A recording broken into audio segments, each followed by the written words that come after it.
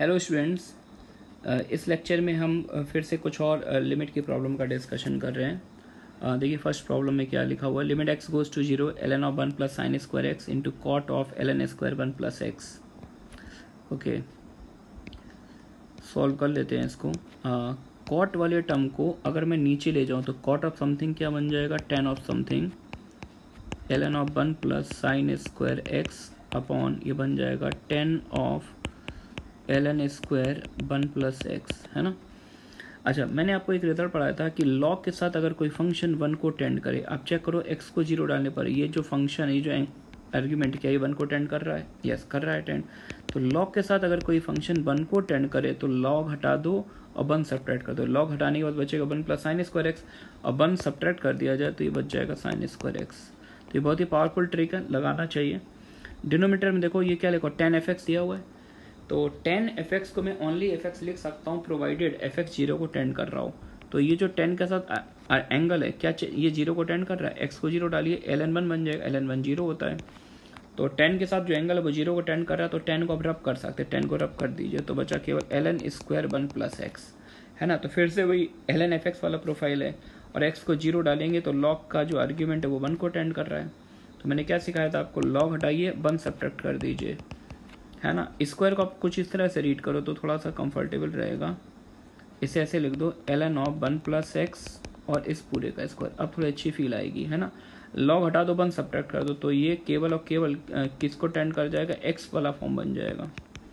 तो sign square x by x square, और ये जानते साइन एक्स बाई एक्स की लिमिटिंग वैल्यू 1 होती है। तो बड़ी आसानी से सॉल्व हो गया अगर ये छोटे छोटे रूल्स पता है आपको, है ना। कम स्टेप में सॉल्व हो जाता है और कुछ नहीं। Next question.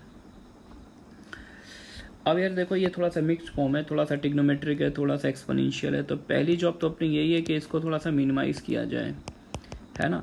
तो यहाँ पर 9 और 3 देगा, 9 3 जा क्या होता है 27। तो इनको देखते हुए मैंने 27 के फैक्टर कर दिए 3 इंटू 9, तो बन जाएगा 3 power x into 9 power x, distribute हो जाएगी power minus 9 power x minus 3 power x plus 1। अच्छा, डिनोमिनेटर में मैं रेडिकल साइन हटाना चाहता हूँ तो मैंने इसके कंजुगेट से मल्टीप्लाई कर दिया तो रेडिकल साइन तो हट जाएगा 1 प्लस कॉस एक्स, और इसका कंजुगेट पार्ट न्यूमरेटर में multiply √2 plus 1 plus cos x, कुछ इस तरह का सीन बन जाएगा। अब आप देखिए जब आप एक्स को 0 डालोगे तो कॉस 0 क्या होता है 1, तो और बीच में प्लस साइन है तो ये √2 प्लस √2 किसको टेंड करने लगेगा 2√2। तो इस 2√2 को तो मैंने पिक्चर से बाहर निकाल लिया।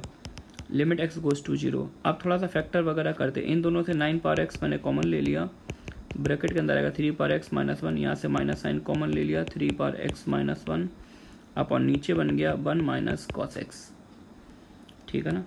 2√2 पिक्चर से बाहर आ गया। Limit x goes to 0, 3 power x minus 1 अगर मैं कॉमन ले लूँ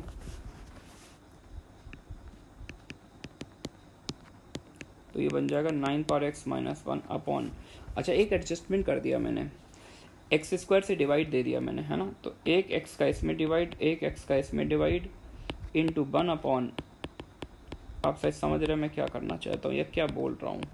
एक साथ तीनों काम हो गए मेरे, है ना। तो देखिए a to the power x minus 1 upon x, ये लिमिट होती है ln a, यानी ये वाली लिमिट बन जाएगी ln3 बेस का लॉग। ये 9 power x minus 1 upon x, ये वाली लिमिट बन गई ln9, और ये वाली लिमिट बनेगी नीचे से हाफ, नीचे से हाफ मतलब ऊपर जाके क्या बन जाएगी 2। तो फाइनल रिजल्ट मैं लिख देता हूँ 2√2 आएगा। ये वाली लिमिट बन गई ln3, दूसरी वाली ln9, और ये नीचे से हाफ यानी बाहर 2 से और मल्टीप्लाई, वो 2 से मल्टीप्लाई यहाँ पर कर देता हूँ मैं, तो बन जाएगा ये 4√2 into ln3 into ln9। ln9 को लिख सकते हैं ln ऑफ 3 स्क्वायर, है ना। तो 2 टाइम्स ln3। फाइनली रिजल्ट मेरे को दिख रहा है 8√2 इंटू ln3 का होल स्क्वायर। किसी भी फॉर्म में आंसर दे सकते, आप यहाँ पर भी छोड़ दे तब भी सही है, कहीं पर भी एंड कर सकते हैं क्वेश्चन, ठीक है ना। मूव करते हैं नेक्स्ट क्वेश्चन की तरफ। देखिए x किसको टेंड कर रहा है 3π/4 को, है ना। और 10 3π/4 अपने को पता होता है क्या होता है -1, और -1 का क्यूब रूट क्या होता है -1, है ना। क्यूब रूट की कहानी होती है यार कि पॉजिटिव नंबर का क्यूब रूट पॉजिटिव होता है और नेगेटिव नंबर का क्यूब रूट नेगेटिव होता है। 8 का क्यूब रूट निकालोगे तो 2 आएगा और -8 का क्यूब रूट निकालोगे तो -2 आएगा। तो फॉर्म तो समझ में आ गई कि वो 10x का क्यूब रूट क्या बन जाएगा -1 + 1, न्यूमरेटर में 0 आ रहा है और डिनोमीटर में cos 3/4 क्या होता है -1/√2, तो इसका स्क्वायर करेंगे तो 1/2, तो डिनोमीटर में भी 0 आ रहा है। तो फॉर्म तो मुझे समझ में आ गई, 0/0 ही बन रही है। अब यार इसमें रेडिकल टर्म दिख रहा है, तो बहुत से डिफरेंट मेथड्स हो सकते हैं कि कुछ लोग रेसलाइज कर सकते हैं, लेकिन मैं चाहूँगा यार ये सब जो रेडिकल पिक्चर इसको हटाया जाए। तो मैंने एक काम किया, क्यूब रूट ऑफ 10x को मैंने t कॉल कर लिया, क्यूब रूट ऑफ 10x को क्या कॉल कर लिया, t। लेकिन मैं सोच रहा हूँ कि थोड़ा सा पहले 10 में पूरी पिक्चर को ले आए, उसके बाद किया जाए तो थोड़ा सा और अच्छी फील आएगी, है ना। Wait for this moment. तो इसको भी थोड़ा वेटिंग लिस्ट में डाल देते हैं। ऊपर वाली स्टोरी एज इट इज, नीचे भी मुझे कुछ दिख रहा है। नीचे अगर मैं माइनस साइन कॉमन ले लूँ तो अब देखो जरा, 2 cos स्क्वायर एक्स, ये क्या बन जाएगा, 2 cos स्क्वायर एक्स -1।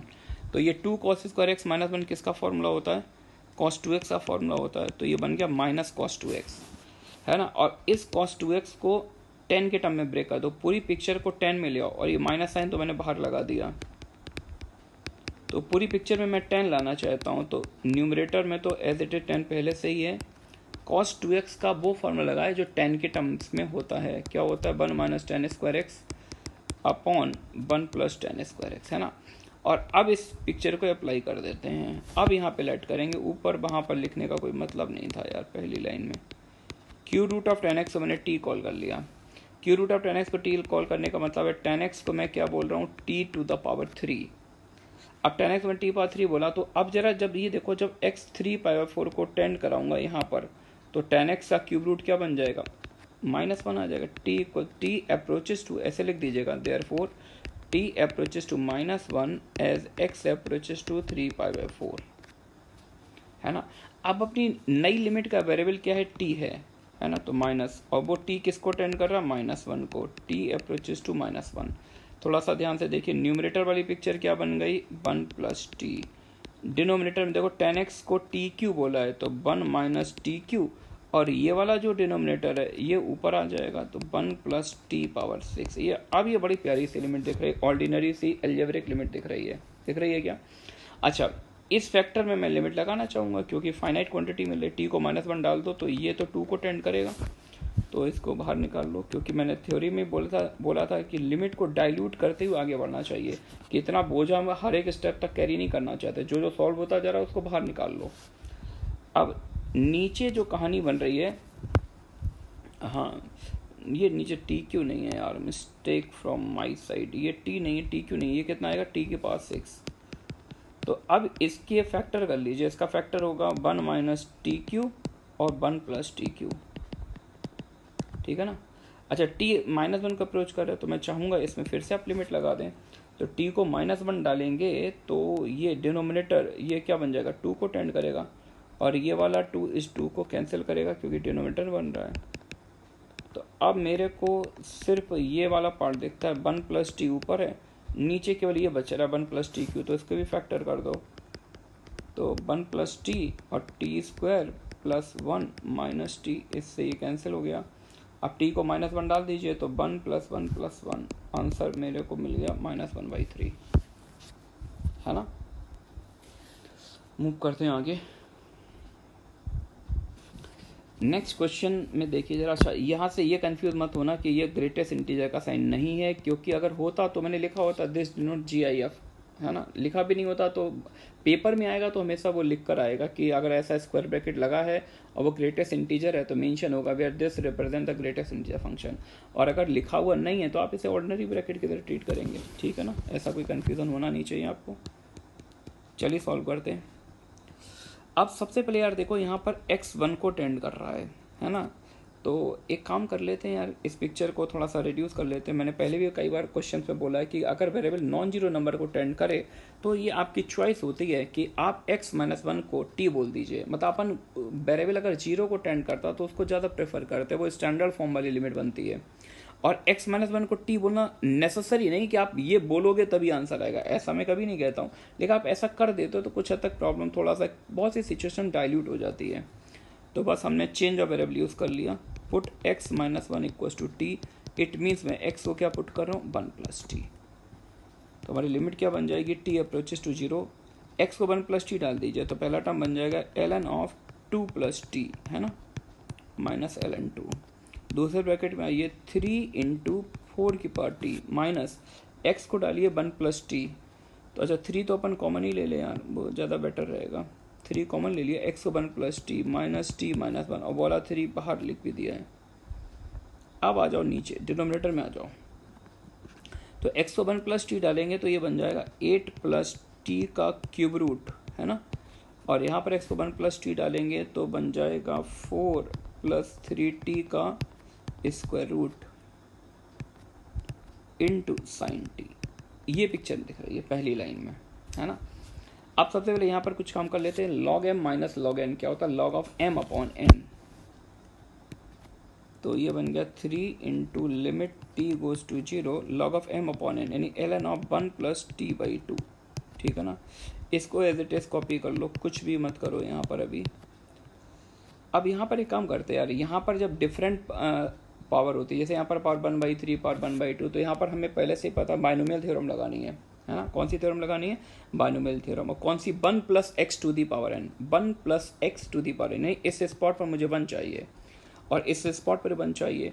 तो अगर मैं इस 8 को बाहर ले लूँ तो यहाँ पे क्यूब रूट लेना है तो 2 बाहर आएगा। इस 4 को बाहर निकालूँ तो यहाँ पे स्क्वायर रूट है, 2 बाहर आया, यानी 2 ओवरऑल बाहर आ गया, 2 को बाहर ही लिख दिया।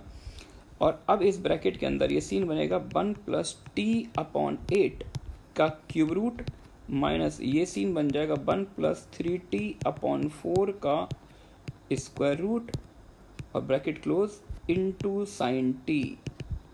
सही है ना, ठीक है। अब पिक्चर को थोड़ा और डाइल्यूट कर लेते हैं। ये देखो ln fx वाला प्रोफाइल दिख रहा है क्या। और मैंने बोला था लॉग के साथ t को 0 डालेंगे तो लॉग के साथ ये जो आर्ग्यूमेंट दिख रहा है, ध्यान से देखिए किसको टेंड कर रहा है, 1 को। तो मैंने बोला लॉग के साथ अगर कोई फंक्शन 1 को टेंड करे तो लॉग हटा दो, 1 सब्ट्रैक्ट कर दो। तो ये वाला पार्ट बन जाएगा सिर्फ और सिर्फ t/2 limit t goes to 0, ये बन गया t/2 और 4 to the power t minus 1 upon, नीचे यहाँ पे बाइनोमियल थ्योरम लगाओ तो 1 plus 1/3 into t/8 plus 1/3 into 1/3 minus 1 upon factorial 2 into t²/64 plus up to so on. Second bracket में भी बाइनोमियल थ्योरम लगा दो, 1 plus 1/2 into 3t/4 plus 1/2 into 1/2 minus 1 upon factorial 2 into 9t²/16 और plus up to one into एक और term था sign T. थोड़ा सा केयरफुल रहना, मिस्टेक हो गई तो क्वेश्चन फालतू में गलत हो जाएगा। अगर मैं इस टी को इस साइन टी से सेट कर दूँ, दोनों फैक्टर में कर सकते हैं, तो टी बाई साइन टी की लिमिट क्या बन जाएगी, 1, और नीचे का 2 बाहर निकाल लिया। थोड़ा सा केयरफुल रहना। तो ये बाहर 3 था, 2 बाहर आया, 3/4 बन गया। अच्छा, ऊपर वाली स्टोरी तो ऊपर भी एक्सपेंशन कर देते हैं। 4 की पावर टी का एक्सपेंशन क्या होता है, तो 4 की पावर टी मतलब e power t ln 4, e की power t ln 4, 1 plus 4 power t को ऐसे लिख सकते हैं e to the power t ln 4, है ना। तो अब इसको e पावर x के एक्सपेंशन से एक्सपेंड कर दो, 1 plus x upon factorial 1 plus x square upon factorial 2 plus up to so on, है ना, माइनस टी माइनस 1 अपॉन। अच्छा, अब नीचे काम करते हैं। देखो मेरे को समझ में आ गया कि टी का ही कोफिशिएंट निकालना था, ये टी स्क्वायर गंदे गंदे कोफिशिएंट लिखने की कोई ज़रूरत थी नहीं यार। तो पहले ये देखो कांस्टेंट टर्म से कांस्टेंट टर्म कैंसिल हो गया क्या।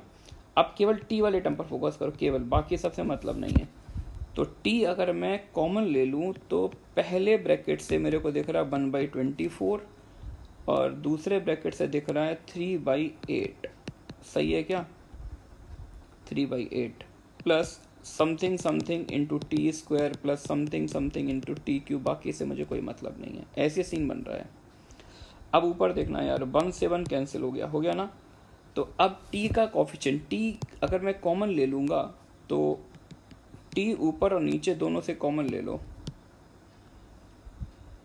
3/4 limit t goes to 0, t मैंने कॉमन निकाल लिया तो न्यूमरेटर से आएगा ln 4 माइनस 1 आएगा ना, plus something something into t something something into t square. मुझे बाकी दुनियादारी से कोई मतलब नहीं है। नीचे से भी टी कॉमन ले लो, क्या आएगा, 1/24 माइनस 1/24 माइनस 3 से ऊपर नीचे मल्टीप्लाई कर लो 9/24 प्लस टी कॉमन ले लिया plus something something into t something something into t square up to so on. ये टी से टी कैंसिल हो गया। अब देखिए टी किसको टेंड कर रहा है, जीरो को, तो पहले टर्म के बाद हर टर्म में टी अवेलेबल है तो सारे टर्म जीरो हो जाएंगे। सिमिलरली इसमें पहले टर्म के बाद सारे टर्म में टी, ये भी सारे जीरो हो गए। तो न्यूमरेटर से मुझे दिख रहा है 3/4 इंटू ln4 माइनस 1 को बोल दो ln e, तो ऊपर आ जाएगा ln ऑफ 4/e और नीचे आएगा 1/24 माइनस 9 माइनस 8/24 माइनस 8 ये सीन बन रहा है माइनस 8/24 नीचे से, है ना, नीचे से माइनस 8/24 का मतलब नीचे से -1/3, नीचे से बना -1/3 तो ऊपर से बन गया -3 और यानी -9/4 ln 4/e, ऐसा कुछ आंसर आ रहा है। तो कैलकुलेशन एक बार चेक कर लीजिएगा, है ना, बाकी मैंने तो कोशिश की मिस्टेक ना हो। मूव करते हैं आगे नेक्स्ट क्वेश्चन की तरफ। Find a and b if.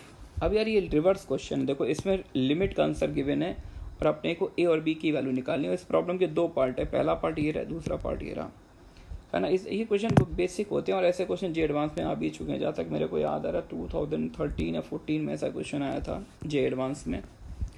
बहुत ही ऑर्डिनरी लेवल की प्रॉब्लम होती है। देखिए सॉल्व करते हैं इसको। पहले first part, limit x tending to infinity.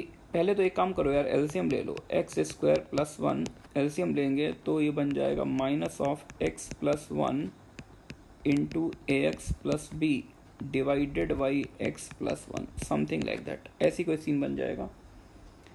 चलिए अब यार इसको थोड़ा सा प्रॉपर फॉर्म में लिखते हैं, मल्टीप्लाई करके देखते हैं डिग्री क्या आ रही है। अच्छा लिमिट का आंसर तो 0 दिया हुआ है तो दोनों साइड लिखते हैं। तो ये बन जाएगा ax² plus bx plus ax plus a plus b of x plus b, ऐसा सीन बन रहा है। और नीचे भाई है x + 1 और इस लिमिट का आंसर है 0। This will implies limit x tending to infinity. x² का कोफिशिएंट, अगर x² को कॉमन ले लूँ तो कोफिशिएंट आएगा 1 - a टाइम्स x², है ना। और x का देखेंगे तो x का टर्म आएगा -(a + b of x), constant term देखेंगे तो आएगा 1 - b अपॉन x + 1, और मुझे इस लिमिट का आंसर 0 चाहिए, है ना। तो बिल्कुल इंट्रोडक्टरी क्लास सेकंड या थर्ड लेक्चर में मैंने आपको काफ़ी डिटेल में समझा था। इन्फिनिटी वाले लिमिट पर बहुत सारे पॉइंट बोले थे। मैंने बोला था कि इन्फिनिटी वाली लिमिट का आंसर 0 केवल तब आता है जब ऊपर वाले की डिग्री कम हो, न्यूमरेटर की डिग्री कम हो, डिनोमिनेटर की डिग्री ज़्यादा हो। रिपीट करता हूँ, इन्फिनिटी की लिमिट हो और आंसर 0 आ रहा हो, पॉलिनोमियल अपॉन पॉलिनोमियल वाला प्रोफाइल हो, तो आंसर 0 तब आएगा जब ऊपर डिग्री कम हो, नीचे डिग्री ज़्यादा हो, है ना। तो ऊपर मुझे 2 डिग्री दिख रही है तो ऑब्वियस सी बात है कि आंसर 0 लाने के लिए नेसेसरी कंडीशन क्या होनी चाहिए कि x² का कोफिशिएंट 0 हो जाए। अगर x² का कोफिशिएंट 0 मैंने कर दिया तो भी देखो इसमें डिग्री अब ऊपर की 1 है, नीचे की भी 1 है, तो डिग्री मैच करी तो आंसर क्या आ जाएगा -(a + b), जबकि आंसर मुझे क्या दिया वो 0। तो ऑब्वियस सी बात है अगर नीचे 1 डिग्री है तो ऊपर 0 डिग्री होना चाहिए, तो 1 - a 0 होगा। At the same time -(a + b) इसको भी 0 होना पड़ेगा। तो यहाँ से a तो 1 आ गया और a 1 आ गया तो यहाँ से b की वैल्यू क्या आ जाएगी -1, तो a1 b -1, ठीक है ना। चलिए सेकेंड पार्ट भी कर लेते हैं। सेकेंड पार्ट में ये दिख रहा है रेडिकल टर्म दिख रहा है और डिनोमिनेटर में कुछ है ही नहीं यार। तो अगर डिनोमिनेटर में कुछ भी नहीं तो सबसे पहली लाइन तो मेरी यही होगी, इसको रेशनलाइज कर लो, मेरे रेडिकल फ्री कर दो पिक्चर को। तो ऊपर से रेडिकल रिमूव हो गया, x² - x + 1 और -(ax + b) का होल स्क्वायर, है ना। नीचे रेडिकल आ जाएगा, नीचे क्या सीन बनेगा, x² - x + 1 प्लस मतलब इसको कुछ मैंने ऐसे लिख दिया क्वेश्चन को, आप थोड़ा सा ध्यान से देखें तो साइन चेंज करके मल्टीप्लाई अपन करते हैं। तो अब इस लिमिट का आंसर मुझे 0 दिया हुआ है। तो फिर से यार इसको भी उसी प्रोफाइल प्रॉपर ऑर्डर में लिखते हैं। तो x² का कोफिशिएंट क्या आएगा, ध्यान से देखिए 1 - a, है ना। x का कोफिशिएंट की बात करें तो 2ab आएगा सेकंड से और इधर से -1, दोनों ही माइनस में आएंगे तो माइनस कॉमन ले लिया, 1 + 2ab टाइम्स x। अब कांस्टेंट हम देखो क्या आएगा, पहले से 1 आएगा, दूसरे से b² और माइनस में आएगा, मेरे को कुछ ऐसा ही दिख रहा है। है ना। नीचे देखो क्या, नीचे तो कुछ करना नहीं, बस as it is copy paste करना है। अब यार देखो, अब सीन समझ में आ गया, ये पॉलिनोमियल अपॉन पॉलिनोमियल है और x माइनस इन्फिनिटी को टेंड करे, नहीं इन्फिनिटी वाली लिमिट है, और आंसर मुझे 0 चाहिए। तो आंसर 0 तब आएगा जब न्यूमरेटर की डिग्री कम हो, डिनोमिनेटर की ज़्यादा हो। तो डिनोमिनेटर की डिग्री कितनी है, इसकी डिग्री 1 है, यहाँ पे एक्स स्क्वायर का टर्म रूट लगा, बाहर निकालेंगे तो एक्स ही तो आएगा। तो डिनोमिनेटर की तो डिग्री 1 है, यानी न्यूमरेटर की डिग्री क्या होनी चाहिए, 0। It mean that degree of numerator वो क्या होनी चाहिए, 1 से कम, मतलब 0 होनी चाहिए, पॉलिनोमियल है। तो इसका 0 होने का मतलब एक्स स्क्वायर का कोफिशिएंट भी 0 होना चाहिए और एक्स का कोफिशिएंट भी 0 होना चाहिए। Necessary condition 1 minus a equals to 0 and 1 plus 2ab। Sorry, यहाँ पर एक मिस्टेक हो रही है यार, हाँ take a pardon, 1 minus a square है यहाँ पर, है ना। 1 माइनस ए स्क्वायर 0 होना चाहिए, at the same time 1 plus 2ab की वैल्यू भी 0 होगी, है ना। अब 1 माइनस ए स्क्वायर 0 है तो a की तो दो वैल्यू आ रही है, 1 और -1, और a की दो वैल्यू को अगर हम 1/1 a को 1 पुट करेंगे तो b आएगा -12, और a को -1 पुट कर देंगे तो b आएगा हाफ। फाइनली मेरे को a और b में दो पेयर दिख रहे हैं जिनको मैं ऊपर जो फ्री स्पेस है वहाँ पर लिखना चाहता हूँ। तो a, b, a को मैंने 1 डाला, b आया -12, a को मैंने -1 डाल दिया, b आ गया हाफ, है ना। तो अब मेरे को ये चेक करना है यार कि इनमें से कौन सा ऑर्डर पेयर अपने क्वेश्चन का आंसर है, दोनों आंसर है या फिर एक आंसर, और किसी को छोड़ना है तो उसका जस्टिफिकेशन क्या है, क्यों छोड़ना है। तो अब आप देखिए क्वेश्चन जस्ट इसके ऊपर लिखा हुआ है। अब चेक करिए, क्या मैं a को 1 ले सकता हूँ। अगर मैंने a को 1 ले लिया तो ध्यान से देखना, यहाँ x इन्फिनिटी को नहीं, x माइनस इन्फिनिटी को टेंड कर रहा है। तो x को जब माइनस इन्फिनिटी उठा के यहाँ पर डालेंगे रेडिकल टर्म में, तो ये तो इसका स्क्वायर रूट लेने, ये तो इन्फिनिटी बन ही जाएगा, बन गया ना। और अगर मैंने a को 1 ले लिया, a को मैंने क्या ले लिया 1, a को 1 ले लिया तो, और x को माइनस इन्फिनिटी डाल दिया, x को क्या डाला माइनस इन्फिनिटी, तो ये टर्म भी क्या बन जाएगा, इन्फिनिटी बन जाएगा। मतलब ये फॉर्म आ जाएगी इस केस में, पहले ब्रैकेट से इन्फिनिटी, a मैंने 1 डाला और x को माइनस इन्फिनिटी डाला, तो ये प्रोफाइल बन गया माइनस इन्फिनिटी प्लस इन्फिनिटी, जो क्या होता है इन्फिनिटी। तो लिमिट का आंसर उस केस में इन्फिनिटी आ जाएगा, जबकि लिमिट का आंसर क्या दिया हुआ 0, है ना। मैं रिपीट करता हूँ, एक बार ध्यान से सुन लीजिए। अगर मैं x को माइनस इन्फिनिटी उठा के रूट वाले टर्म में डालता हूँ तो देखिए सारे टर्म ऐड होके इन्फिनिटी बन जाएंगे, और इन्फिनिटी का स्क्वायर रूट भी इन्फिनिटी, यानी पहला टर्म तो इन्फिनिटी दे देगा। और मैं बस इन पेयर को चेक करना चाहता हूँ, तो मैंने पहले पेयर से a को 1 उठा के पुट कर दिया। मुझे चेक करना पहला पेयर आंसर होना चाहिए नहीं होना चाहिए। तो a को अगर मैं 1 पुट करता हूँ तो ये बन जाएगा -x माइनस b, और x इसमें माइनस इन्फिनिटी को टेंड कर रहा, तो माइनस इन्फिनिटी डालेंगे तो प्लस हो जाएगा, तो दोनों टर्म क्या बन जाएंगे, इन्फिनिटी बन जाएंगे। तो इन्फिनिटी का सम भी क्या आएगा, इन्फिनिटी होगा, जबकि लिमिट का आंसर क्या है 0। तो कॉन्ट्रडिक्शन आ गई, यानी पहला वाला तो आंसर नहीं होगा, है ना। अब पहला आंसर नहीं है तो दूसरे को आंसर होना ही पड़ेगा, चेक कर लेते दूसरे को भी। तो x अगर मैं a को -1 डालता तो पहले ही ये प्लस हो जाता, और फिर से मैं x को माइनस इन्फिनिटी डालता तो 3 माइनस की वजह से यहाँ पर माइनस ही बना रहता है, यानी फॉर्म आ जाती है इन्फिनिटी माइनस इन्फिनिटी। किस केस में, सेकंड केस में। तो ये कंडीशन फॉर्म है जिसको सॉल्विंग से उसका आंसर 0 आ जाएगा। तो फाइनली मेरा कमेंट क्या है, यहाँ पर आंसर आएगा 1 - 1 b हाफ, तो इसका